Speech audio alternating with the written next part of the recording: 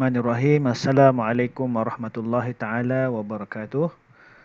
Bertemu lagi kita pada video kali ini.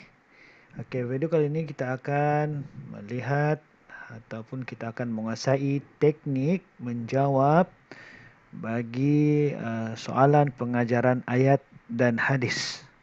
Betul, untuk makluman murid-murid, pengajaran ayat dan hadis ini cuma ada di kertas 2 sahaja ya. Ada di kertas 2 sahaja. Kertas 1 tidak ada.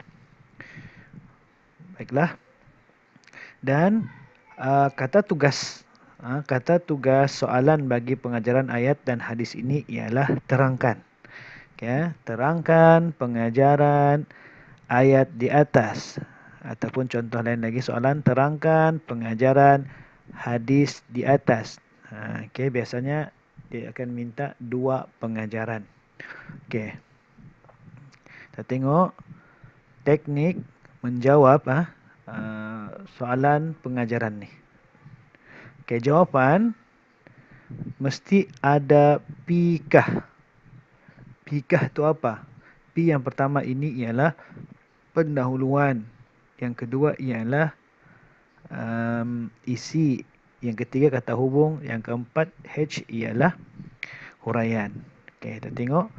Okay, biasanya satu jawapan 2 markah. Nanti kita akan lihat macam mana pemarkahan dia nanti. Dan seterusnya.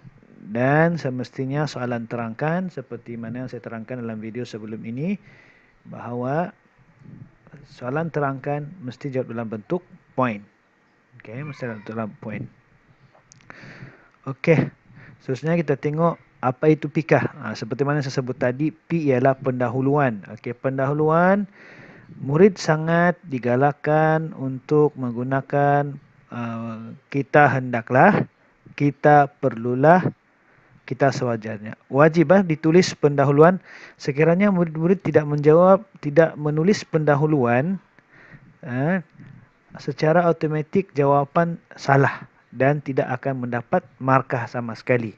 Walaupun ada isi, ada kata hubung, ada huraian selepas itu, tetapi kalau tidak ada pendahuluan, maka jawapan tersebut dianggap salah. Okey. I di situ tadi ialah isi. Okey. Ka ialah kata hubung. Okey. Kita guna suka, supaya, untuk, kerana, agar. Dan huraian. Okey, huraian. Okey. Pemarkahan nanti saya akan terangkan dalam contoh soalan nanti. Okey. Okey, untuk pendahuluan, ini murid kena berhati-hati. Jangan sekali-kali guna ataupun haram diguna. Kita guna perkataan kita mestilah, kita haruslah, kita wajiblah. Kenapa?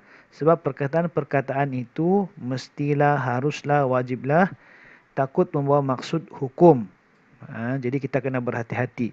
Jadi kita selaraskan di sini, paling senang murid-murid sekalian, guna sahaja pendahuluan kita hendaklah.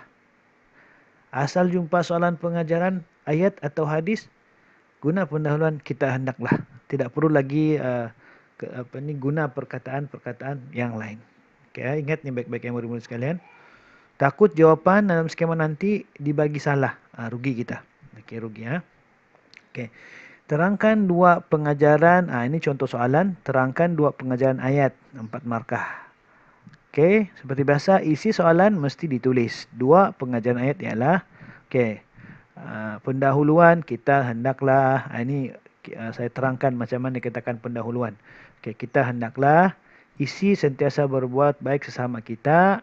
Okey, isi kata hubung supaya ataupun agar, mana-mana yang sesuai lah.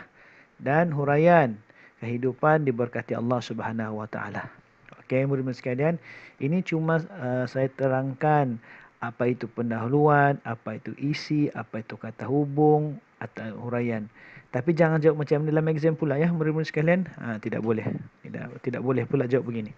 Nanti selepas ini saya terangkan bagi contoh soalan dan juga jawapan. Okey, ini untuk memudahkan murid-murid faham apa itu pendahuluan, apa itu isi, apa itu kata hubung dan huraian. Okey, seperti mana saya cakap tadi, awal-awal tadi, pendahuluan wajib ditulis. Kalau tidak, tidak ada markah. Okey, seterusnya. Okey, kita tengok contoh soalan. Okey, ini ialah contoh soalan hadis. Okey. Hadis di atas menjelaskan tentang amalan yang haram dilakukan sesama umat Islam. Okey, nyatakan dua amalan tersebut. Jelaskan dua cara menyatu padukan umat Islam.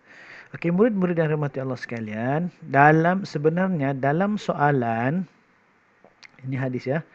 Dalam soalan pengajaran ini, dalam soalan-soalan ini ataupun dalam pernyataan di atas ini sudah ada jawapan bagi pengajaran.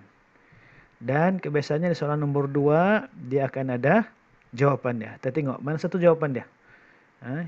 Jadi kalau murid-murid nanti dalam exam nanti boleh gariskan begitu. Amalan yang haram dilakukan sama umat Islam. Okey, itu pengajaran yang pertama, isi pertama. Isi pertama. Yang kedua ialah menyatu padukan sesama umat Islam. Di sini sudah dalam soalan sama ada ayat ataupun hadis. Kebiasaannya di pernyataan di atas ini sudah ada jawapan dia. Gariskan saja pernyataan di atas, dan kebiasaannya soalan nombor 2 dia akan ada satu lagi isi di situ.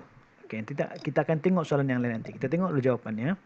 Okey, terangkan dua pengajaran ayat ataupun hadis di atas. Hadis. Okey. Kita hendaklah sentiasa berbuat baik. Kita tengok tadi isi dia tadi haram dilakukan sama amalan yang haram dilakukan sama umat Islam kan. Apa pengajaran dia? Pengajaran dia ialah kita hendaklah sentiasa berbuat baik sesama kita lah. Okey, itu isi agar kehidupan diberkati Allah. Okey. Saya ulas sedikit berkenaan pemarkahan. Kalau kita tulis kita hendaklah sentiasa berbuat baik, kita ada pendahuluan dan isi, kita ada satu markah.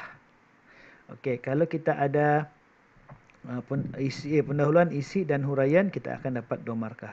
Tapi kalau kita tidak ada pendahuluan di sini ni, automatik 0/2. Okey ingat tu. Kalau kita ada pendahuluan pun tapi tidak isi, ada huraian, tetap juga 0/2. Okey, berhati-hati yang murid-murid. Okey, jawapan yang kedua tadi ialah kita hendaklah sentiasa bersatu padu supaya kehidupan sentiasa aman. Boleh juga ditulis di sini, mau panjang lagi pun boleh. Kita hendaklah sentiasa bersatu padu dalam masyarakat supaya kehidupan sentiasa aman. Okey, ini jawapan yang sudah ada dalam soalan. Kita tengok contoh yang kedua. Ini pun ayat Quran. Tadi hadis, ni ayat Quran. Okey. Kita tengok mana satu jawapan dia. Jawapan yang pertama ialah tentang nasihat Luqman Hakim kepada anaknya. Kalau kita tengok di sini, apa nasihat Luqman Hakim di sini kepada anak dia ialah berkenaan dengan jangan berlaku syirik. Itu yang pertama. Isi sudah pertama. Sudah dapat isi yang pertama. Okey, isi yang kedua pula ialah di situ pergaulan dengan ibu bapa yang bukan Islam. Apa yang kita perlu buat dengan ibu bapa yang bukan Islam?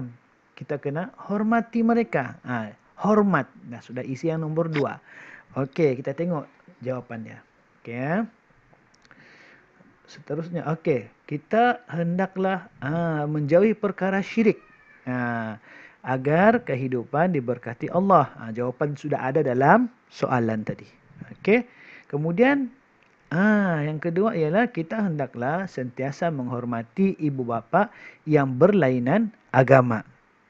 Situ sudah beragama supaya kehidupan diridai Allah Subhanahu Wa Taala.